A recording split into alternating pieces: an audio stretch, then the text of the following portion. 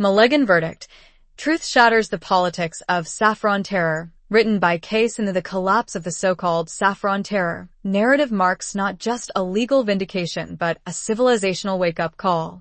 For over a decade, innocent Hindus were vilified, persecuted, and paraded as terrorists, while the real culprits roamed free. The truth is now out, but justice demands more than the acquittal. On July 31st, 2025, the special NIA Court in Mumbai delivered a landmark verdict that ought to have served as a moment of national reckoning. After 17 years of political circus, marked by media trials and blatant institutional misuse, all 7 accused in the 2008 Malegaon blast case have been acquitted of all charges. The court found no credible evidence to substantiate the allegations. The judgment did more than clear the names of the individuals involved. It dismantled the entire Saffron terror narrative, a construct deliberately fashioned by vested interests to malign Hindu Dharma and equate it with violence.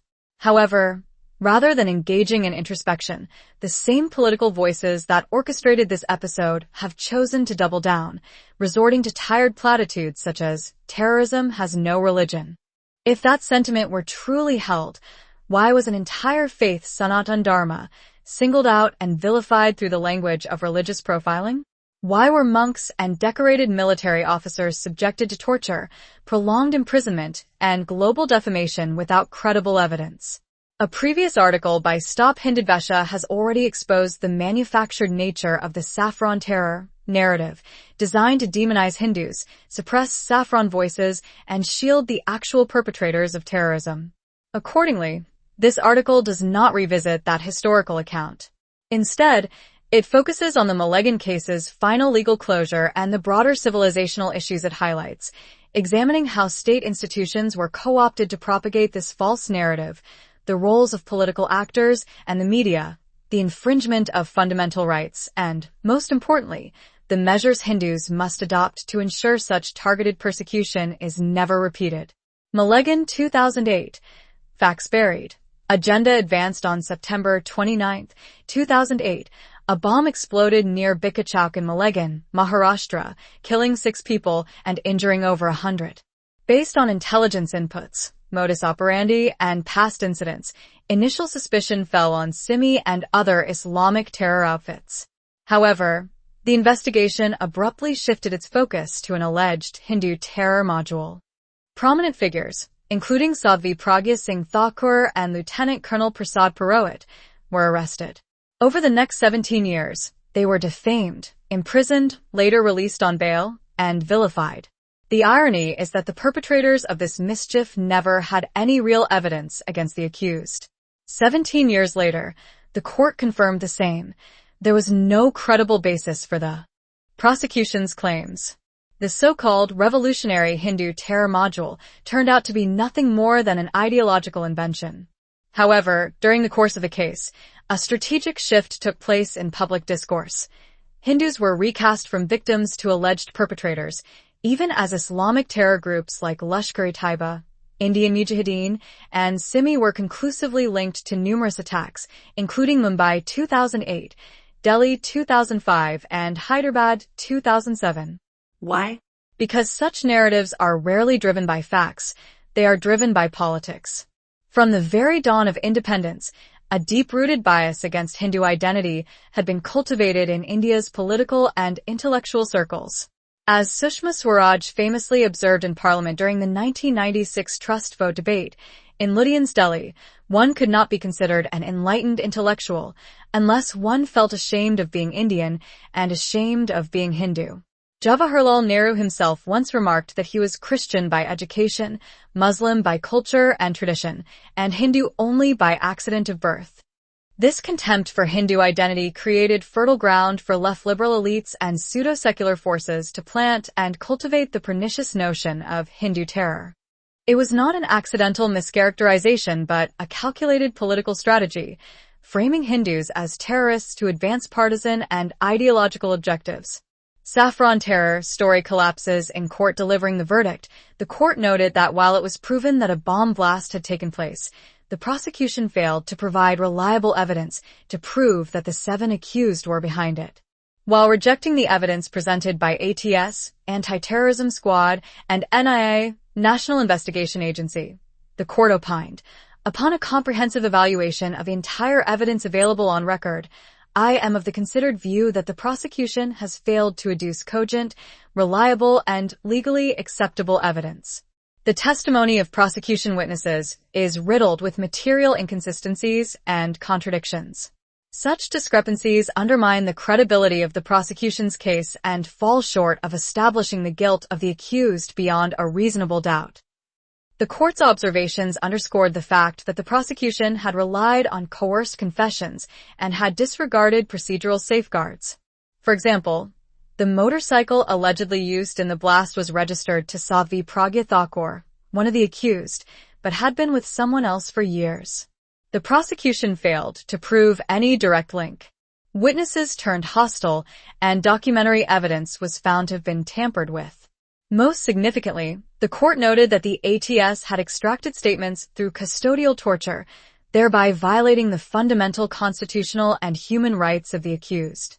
Under judicial scrutiny, the case collapsed entirely, and the fabricated narrative of Saffron terror was decisively discredited.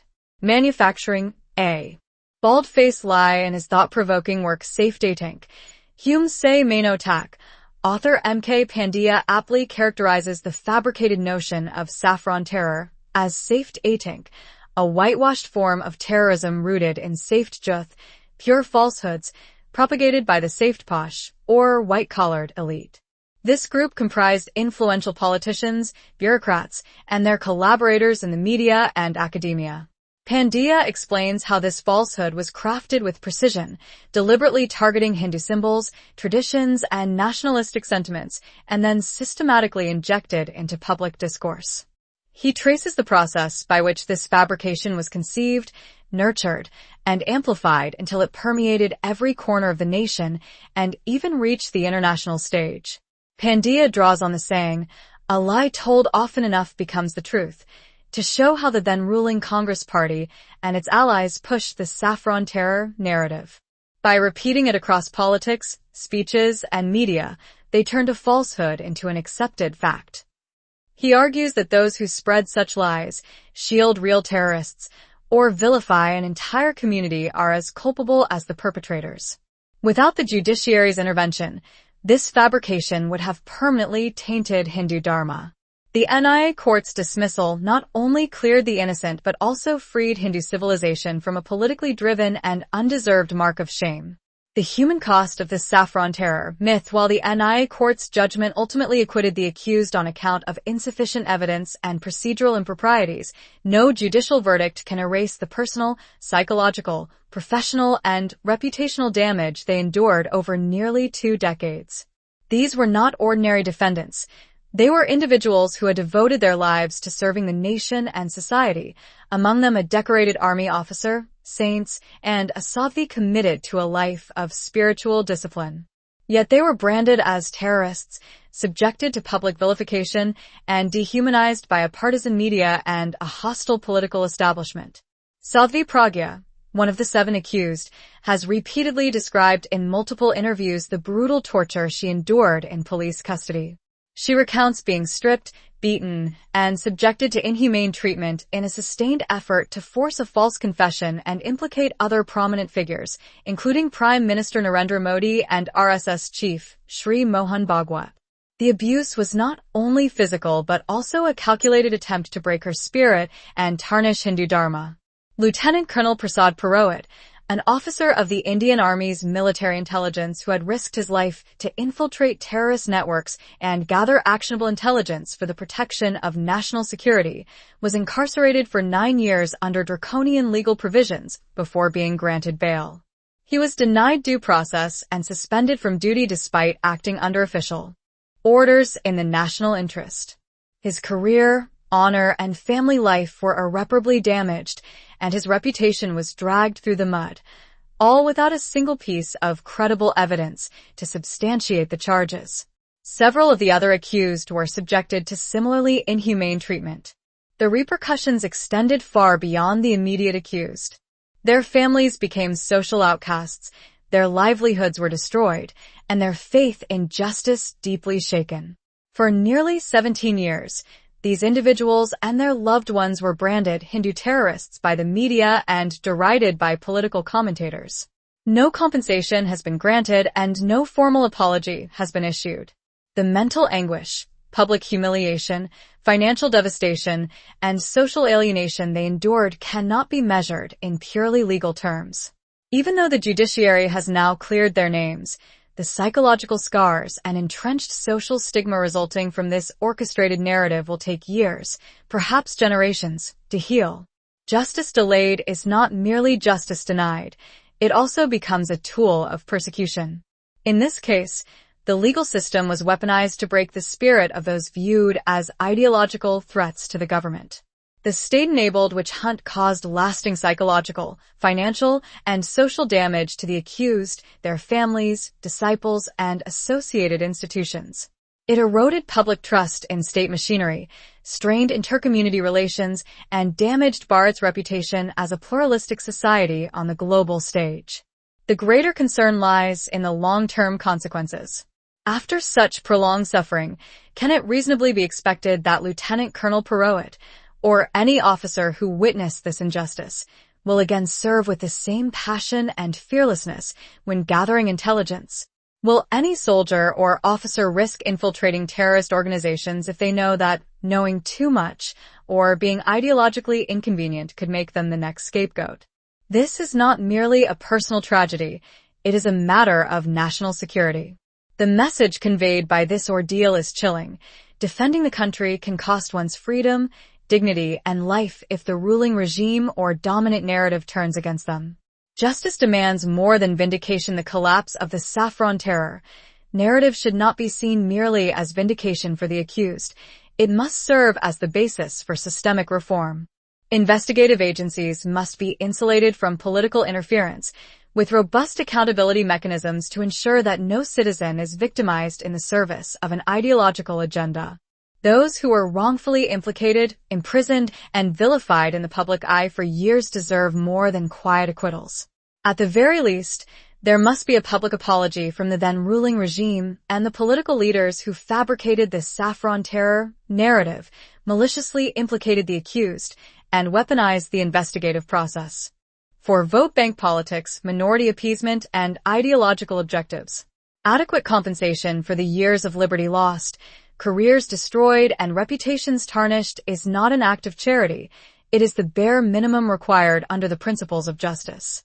Victims of malicious prosecution should also pursue defamation suits against individuals and media organizations that deliberately branded them as terrorists before any court had pronounced judgment. In addition to a fresh investigation, strict legal action must be taken against the erring officials. Such measures would not only restore the dignity of the wrongfully accused but also send an unequivocal message that no government, agency, or media entity can manipulate national security cases for partisan or sectarian purposes without facing serious consequences. Justice is not truly served until the scars of injustice are addressed and the machinery that caused it is held fully accountable. When free speech becomes a weapon against Dharma, the Constitution of India under Article 19(1)(a) guarantees freedom of speech and expression to the citizens of India. However, this right is not absolute.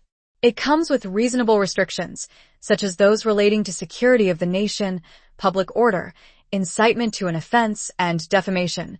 Nothing in subclause A of Clause 1 shall affect the operation of any existing law or prevent the state from making any law, insofar as such law imposes reasonable restrictions on the exercise of the right conferred by the said subclause in the interests of the sovereignty and integrity of India, the security of the state, friendly relations with foreign states, public order, decency or morality, or in relation to contempt of court, defamation, or incitement to an offense. Article 19(2) of the Constitution of India, when all other organs of the state, including the media, themselves become violators of fundamental rights by crafting and promoting the false narrative of Hindu terror or Saffron terror, the constitutional fabric is placed in grave jeopardy. In the Malegaon case and other related incidents, the entire Hindu community was maligned, while individuals such as Sadhvi Pragya were subjected to targeted attacks, public humiliation, and even hate speech. In such circumstances, the judiciary should have acted as the ultimate guardian of fundamental rights.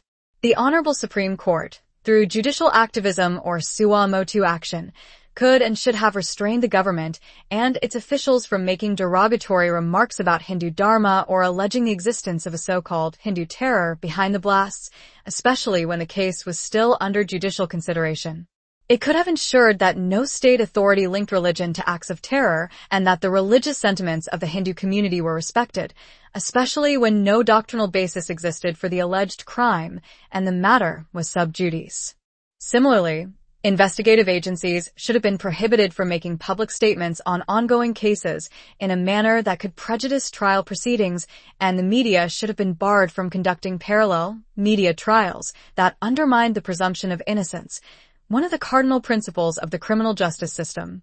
Had such judicial intervention taken place, the damage caused by this fabricated narrative might have been contained.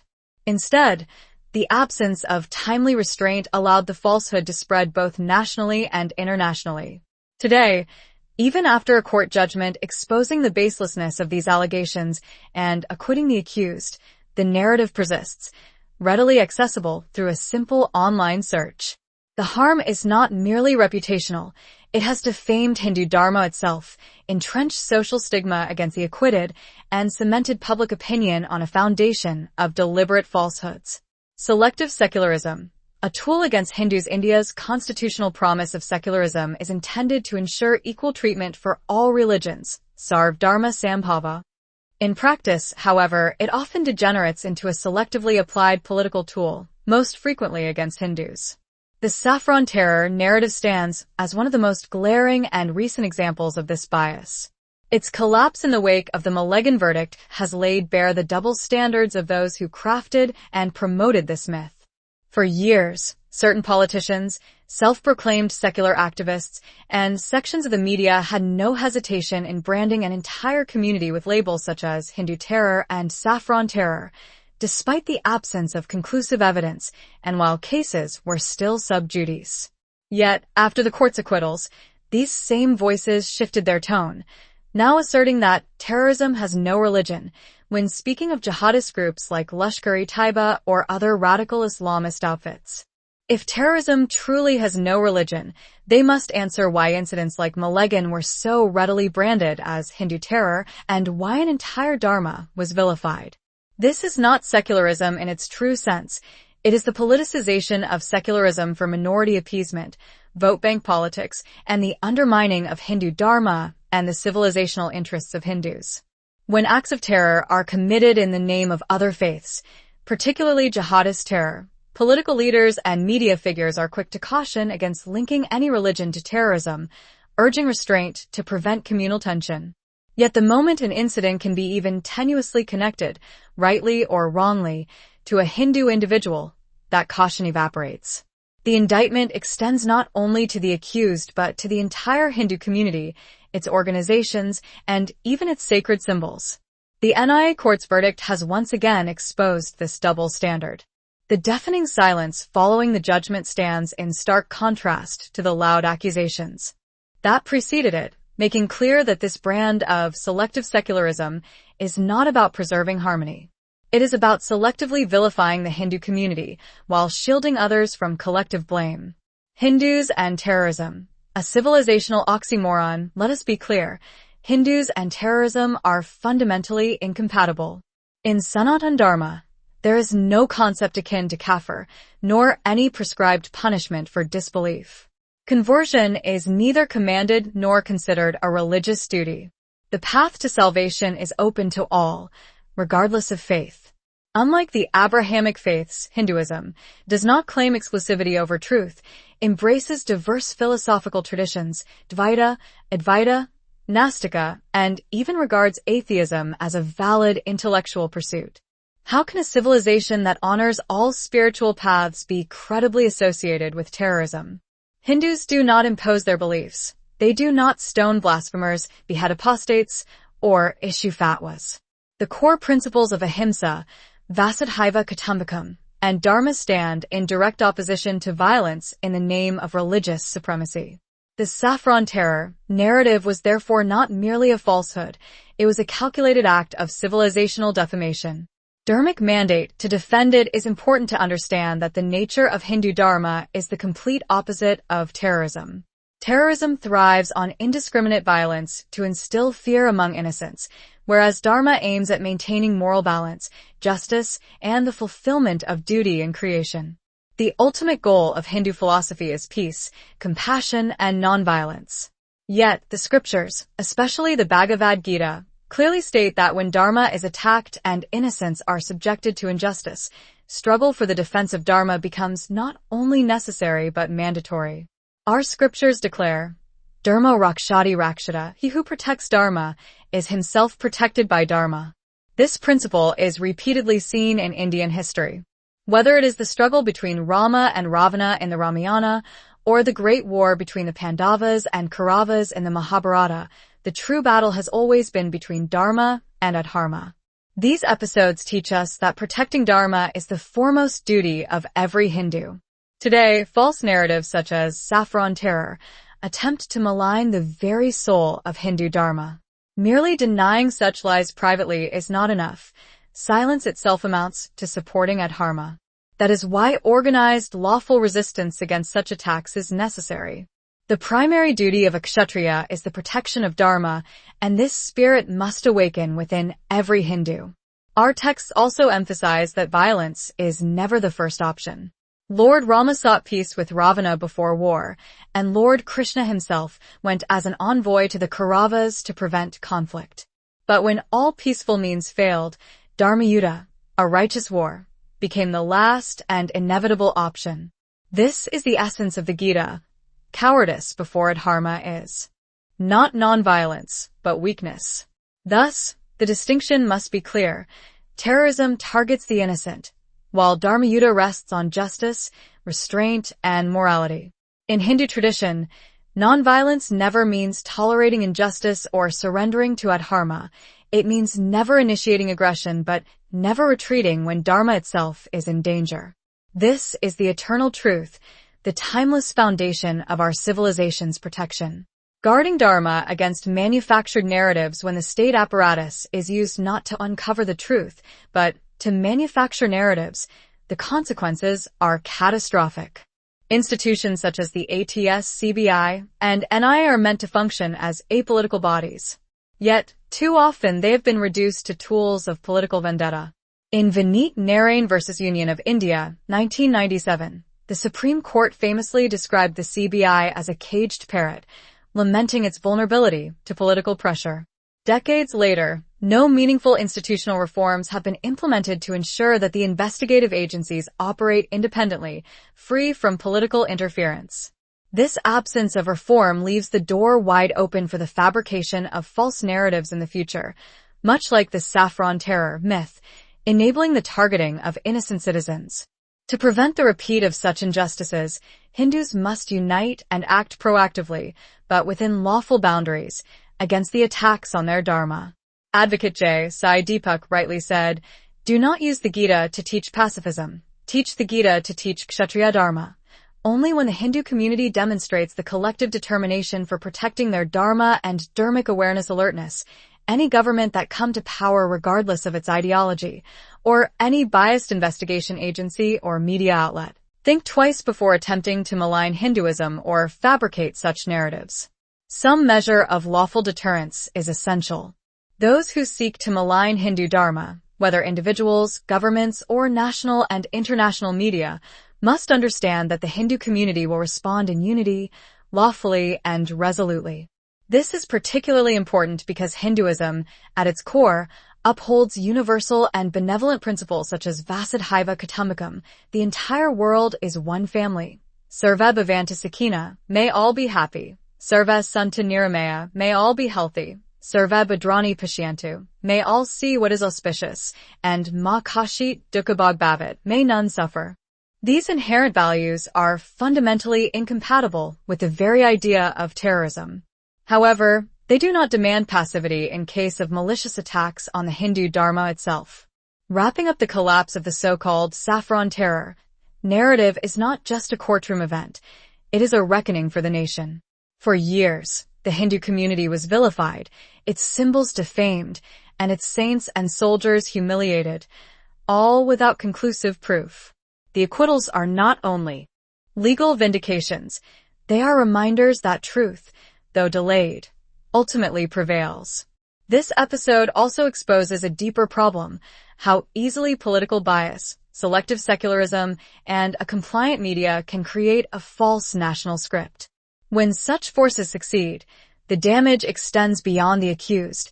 It strikes at the very soul of the nation, distorting how the world perceives Sanatan civilization. It must be stated clearly that Hindu Dharma is the opposite of terrorism. At the same time, our Dharma Shastras, from the Ramayana to the Mahabharata to the Bhagavad Gita, affirm that hinsa undertaken to protect Dharma is not violence, but righteous duty. Arjuna was not told to lay down his arms. He was urged to fight when Adharma threatened to engulf the land. This is not a call to blind aggression. It is a call to moral courage. In today's world, narratives are as powerful as armies. We cannot remain silent when falsehood is weaponized against us. Unity, vigilance, and an unapologetic defense of our civilizational truth are essential for survival. The lesson of the Saffron Terror episode is clear. When we stand firm for our Dharma, no slander can withstand the force of truth. And when truth shines, no darkness, however long it lasts, can endure.